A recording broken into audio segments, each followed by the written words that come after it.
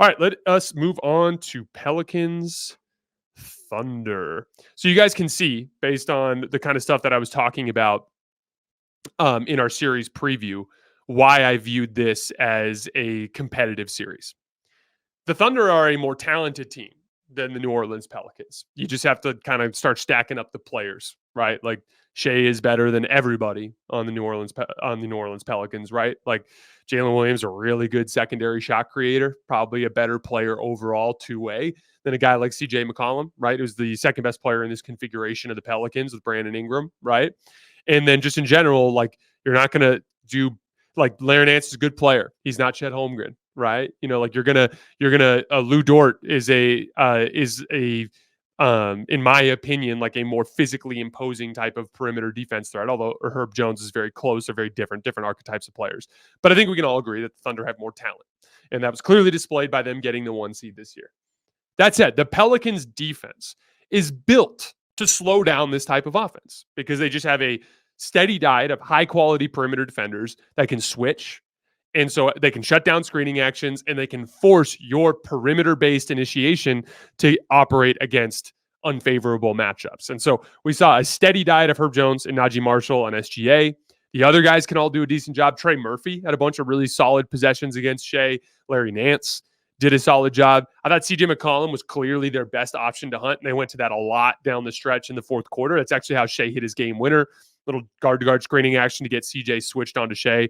Shai attacked him. Didn't like the and one call. I thought it was a bad call, but it was a nice shot. Got a quality look there, and Shai knocked it down. But in that configuration that they went with late, when you have Trey Murphy, Larry Nance, CJ McCollum, Herb Jones, and Brandon Ingram all out there together, there's just not a great option for them to attack. Even with CJ, who was the best option, I thought CJ did a pretty solid job on the majority of his defensive possessions, right? So what's nice about that is like the Thunder obviously have the same advantages, right? They can keep Lou Dort on Brandon Ingram, right? Like they can keep Jalen Williams on CJ McCollum. They can run higher quality perimeter defenders against the Pelicans initiators too. It's a problem that goes both ways. One of the biggest possessions of the game late, Kason Wallace came in and did a really nice job on CJ McCollum and forced him into a tough step through three-point shot, right? The lowest quality shot that the Pelicans could have hoped for in that sequence. So like they present the same problem. So what does that mean? This whole series is going to be about perimeter shot creation against high-level perimeter defenders. It's going to come down to high-level shot making, meaning like one-on-one type of plays, like the big shot that Shai hit to tie the game over Herb Jones late, which we'll see in the film here in a minute, or the shot he hit against CJ. High-level closeout attacking, taking advantage of closeout opportunities and being able to convert those to points when a really fast defender is able to chase you off the line and there's rim protection waiting at the rim.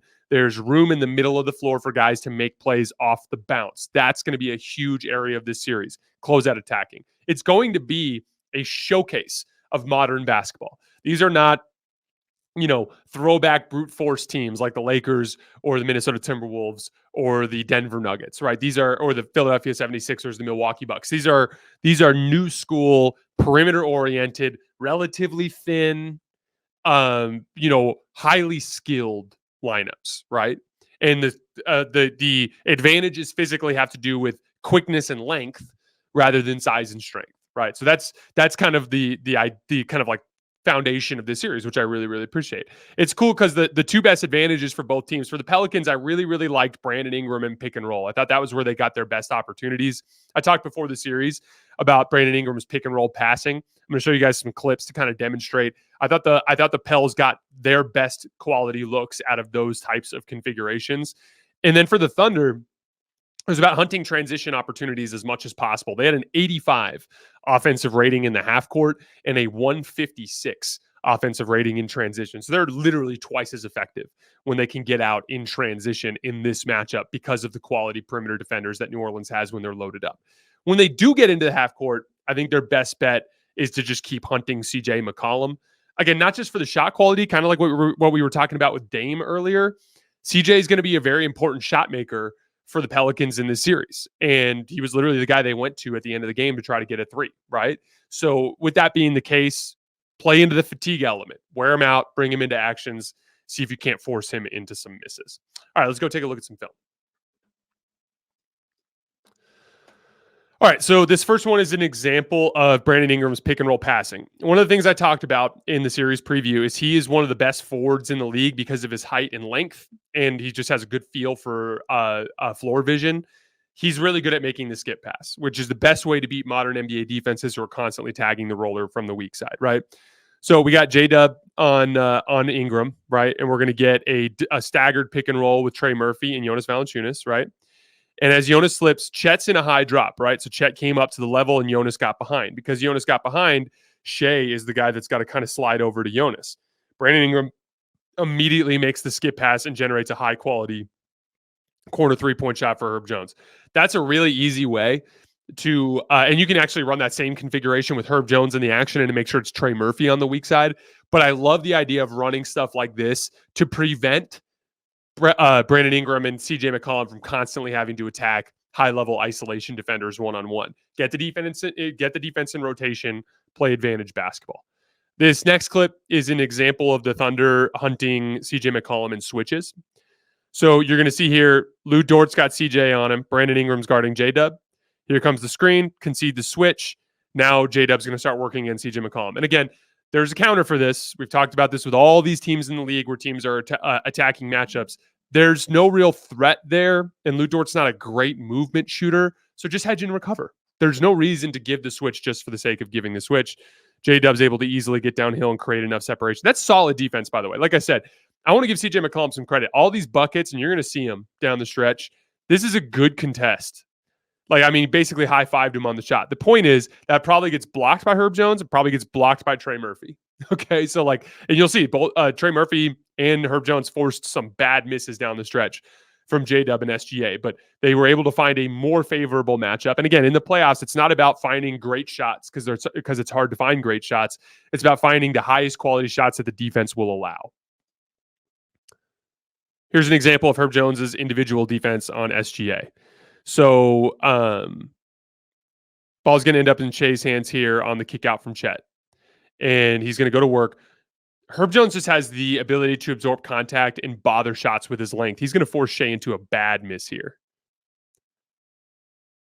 Again, cuts off the drive, forces him literally into an air ball. That's literally, Shai's been one of the most deadly mid-range pull-up shooters in the league this year, and he just got forced into an air ball by Herb Jones. Here's another example of Brandon Ingram's passing in pick and roll.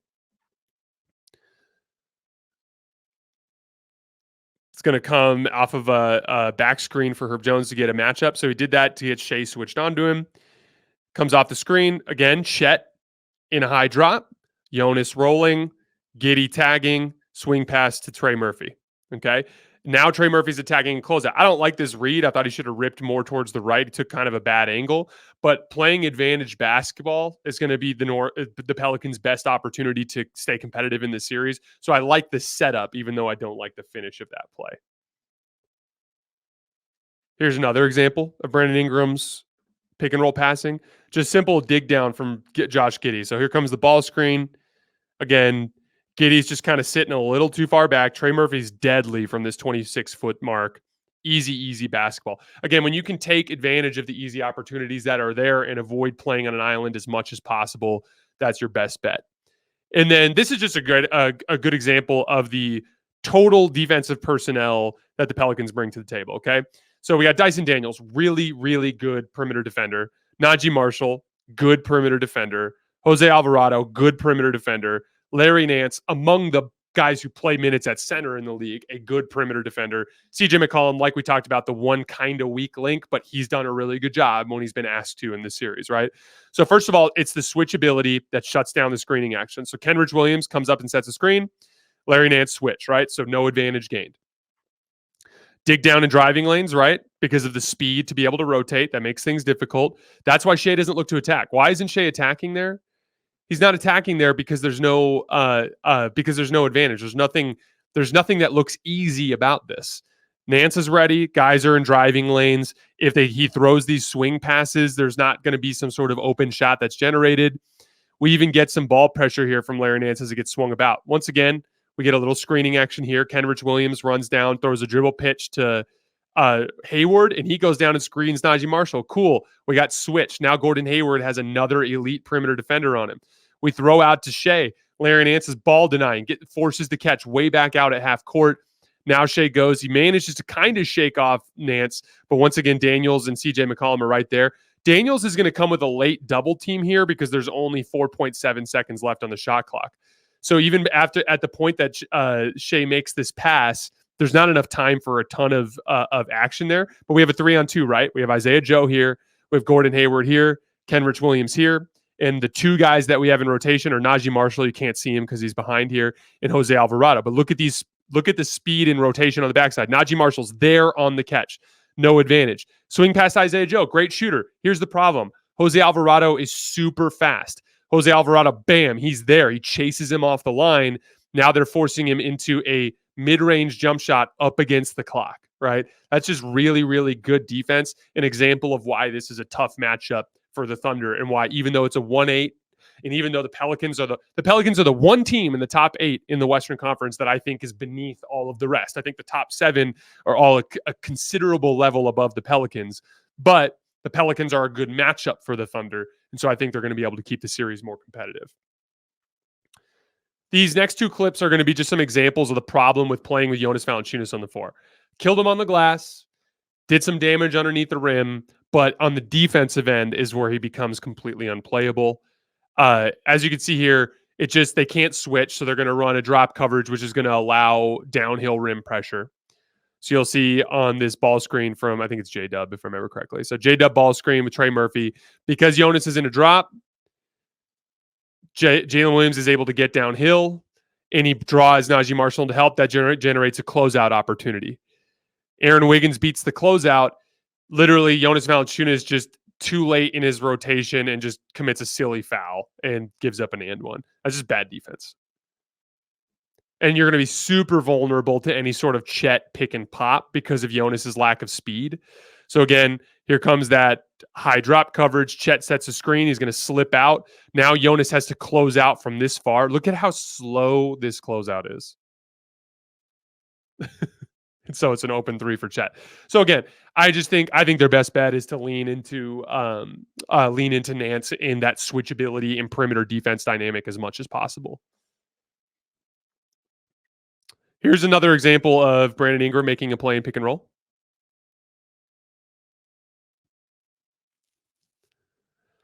So we're going to get they try to do a guard screen to get a favorable matchup, but Lou Dort stays attached. Now we get Larry Nance ball screen. The cleared corner is going to create an opening for Nance to roll into. So as Ingram comes down, Dort's chasing, Chet in a high drop. That opens up the pocket pass for Nance. Shai can come over and tag here, but because it's on this far side of the floor and there's an unoccupied corner, he can't sit in the lane without getting a defensive 3 seconds. So he's situated out here outside the block, and his rotation is just slow. And now, even though Shai is there as the low man, Larry Nance is just in takeoff position here to just rise up and throw down the dunk, right? This, by the way, is a big part of why I've been talking about how the Thunder need a power forward eventually, a real power forward next to Chet, because you need a low man. This is low man defense. The problem for the Thunder is when Chet gets pulled out in ball screens, their low men are all small. Like Shai's what, 6'5", Jalen Williams 6'6", Aaron Wiggins 6'6", Lou Dort 6'4", whatever, give or take an inch. They're all giving up a ton of height on these hard rolls to the rim, and Shai's just not going to be able to really bother Larry Nance in that situation. But nice little piece of playmaking from Brandon Ingram. Again, I think that's their best offense when the game slows down. All right, let's get into some clutch time stuff. This, I thought, was a gigantic play in this game. The Pelicans were in really good position to win this one. And honestly, like, if I'm the Pels, I feel really, really good about my chances after game one because they had their opportunities to win this one. So we're going to get another ball screen. Chet's in this high drop, right? We get the roll opportunity here for Larry Nance coming downhill. Boom, okay? So here's the situation. Once again, Shai is the low man, right? And he's giving up. This is not a big 6'10" power forward like Aaron Gordon. This is a 6'5" wing. But both Chet and Shai make an insane effort to get back and bother this one. Both of them get a hand on the basketball somehow against a freak athlete in Larry Nance, and they force a miss. Again, one of many pretty solid looks for the Pelicans down the stretch. Like, Larry Nance dunks that. you have a really good chance to win that game. There's a couple open threes they miss later. You make one of those, you have a really good chance to win the game. So obviously some variant stuff there, but really, really good defensive play there from Chet and Shai. You only have about a 20% chance of forcing a miss when you're that compromised, and they hit that 20% with an insane defensive effort there on the back line from Chet and Shai. By the way, not Chet's last big-time defensive play on the back line. We're going to get to another one here in a minute. All right, this was the play that tied the game. Tough bucket for Shai over Herb Jones. They're going to run some action to try to get him switched off, but they're going to fail. So here come the screening actions, right? Herb stays attached, doesn't fall for it, stays on ball. And then this is just a really nice piece of shot making. Like I talked about, what are the keys of the series going to be? In addition to high-level closeout attacking, one of the biggest pieces of the series is CJ and Brandon and Jalen and Shai are going to have to hit tough, contested pull-up jumpers over elite perimeter defenders. This is really good defense, a great contest, and Shai just sinks it to tie the game with a minute and 36 seconds left. Huge shot for Shai. All right, so this was the play that I'm sure that's going to haunt Pelicans fans for a while. So you run the same kind of ball screen action. You get the same tag, right? So this was the same play that they just ran that Shai and Chet blocked, right? This time, Larry Nance makes the read to Herb Jones, who's been shooting the shit out of the basketball as of late. It's a great wide open look, in and out. That sucks. Offensive rebound from Larry Nance, kick out, CJ McCollum. Wide open, catch and shoot three, clangs it. So, like, again, if you're the Pelicans, you were this close. You were this close to getting out of there with the win. So you got to feel good about your chances. Again, I'm still picking Oklahoma City to win this series, but these are all examples of why I do think this is going to be a longer and more competitive series than people think. And who knows? Maybe I'll just be wrong, but that's my theory at this point. This last shot from Brandon Ingram didn't love, but he ends up missing that one. All right, here's the biggest defensive play of the game. So same kind of configuration, right? We're getting the exact same coverage, exact same situation. As you can see, this is what the Pelicans were spamming late in the game to get these roll opportunities for Larry Nance. By the way, I didn't dislike this action. I thought it was a good action. They got some really good looks at it. So again, the idea here is pick and roll. Anything that involves Chet and pick and roll is getting Oklahoma City in rotation, whether it's Brandon Ingram or CJ McCollum. I just think CJ is only hitting the roll man. Brandon Ingram is capable of skipping this process entirely. So again, like Brandon will be able to kind of get down into this range and bring Shai over and make the pass directly. That's just one of the advantages of going through him instead. But these are all quality looks that CJ is generating. So on this play, Chet's in the high drop, Shai's tagging. These are 2-on-1, right? 2-on-1 with Nance, Herb, and Shai. Now, as he catches there's your read. The read's easy. If he gets a bounce pass there, doesn't even need to throw a bounce pass. Just throw a soft little lob pass that hits Herb in stride as he's running, and you got yourself a dunk, right? Chet's panicking to try to get back into the play, and he might have got back there in time, right? But Larry Nance, look at Chet. Chet recovers in time to offer, like, it's hard to say whether or not if Larry Nance had made that pass, it would have worked out. Who knows? But either way, really good defensive rotation from Chet. Once Chet gets there, he's shut off this cut out of the corner. Now Larry Nance is going to default to shooting a little shot in the lane, and he goes right up, and Chet goes straight vert and blocks it. So I'm going to show this again in slow motion. I just want you guys to watch Chet's recovery speed here. Again, ball screen. We're in high drop. Pocket pass, Chet sprints back to get to Herb Jones at the basket and then goes straight vert to block Larry Nance Jr. Just an insane defensive play from Chet Holmgren. Then we go to the other end of the floor for the game winner. Very, very simple action. We got J-Dub being guarded by CJ McCollum, and we have Herb Jones being guarded by Shai. We're going to get a basic guard screen to get the switch. We're waiting for the clock here. Goes up and sets a screen, gives a switch. Once again, I just wouldn't concede this switch that easily. I just don't understand that part. But they concede the switch, go back down to Shai. I didn't think this was a foul. I thought this was good physical defense in the playoffs, but still just a really, really nice piece of shot making from Shai to get his leg strength off of one leg up and to knock down that shot. Big time finish to that game from Shai. Struggled a little bit with the Pelicans defense throughout, but made a bunch of big plays down the stretch to get the win, which is all you can ask for. Game one goes to the Thunder. We'll see. I I think the Pelicans have a decent chance to get game 2, but we'll see what happens.